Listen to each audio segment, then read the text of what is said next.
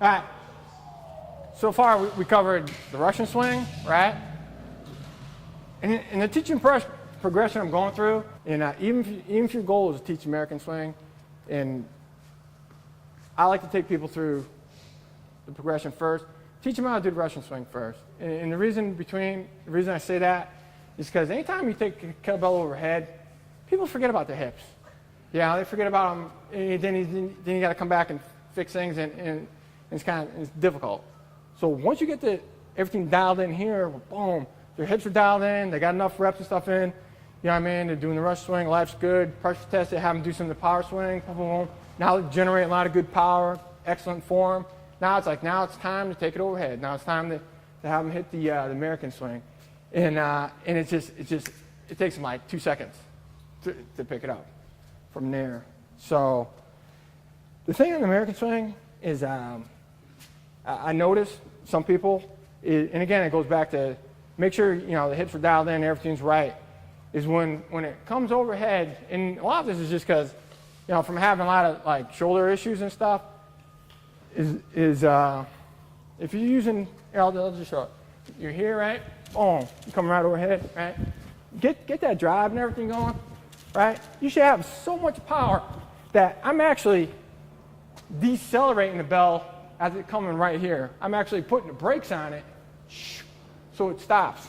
As opposed to, and this is what I see a lot of, is a lot of times when it gets right about here, people are using their delts to throw it up. And it could cause some long-term problems, with shoulders and back and everything like that. Because what happens is I'm here, one is like feeling, oh man, it's smoking my delts. Well, that's a telltale sign that there's something wrong. You know what I mean? If I'm swinging and I'm lifting, that's no good. I don't want that. The other thing too is like I don't want that thing coming up. And see, like if I'm going, you don't want that either. Where you got this crazy thing going with your back. It's back here, just causing stress on the shoulders and all that. And again, it's like my shoulders are hypersensitive to all that. So the best thing going, get everything dialed in. Boom, Russian swing, power swing. And now when you do the American swing, so you got so much power, that thing's just flying overhead. All you got to do is just decelerate it, make sure everything's tight. Abs are tight, butt's tight. You should be nice and straight. Not much different then, except your feet are a little spread. It's like doing a handstand. When you're doing a handstand, you're tight all the way through. So we're here, Again, it may take 1 or 2 swings, right? Then take it overhead, put it on right there, okay? And you can also, as you pause, if you want to throw it back down and throw it up, throw it back down. Come on, have at it, It's like, whatever.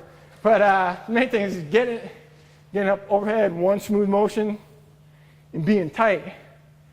Straight overhead, that's it. Just decelerate it here, going to the last second, because you don't want to flip it over or overextend.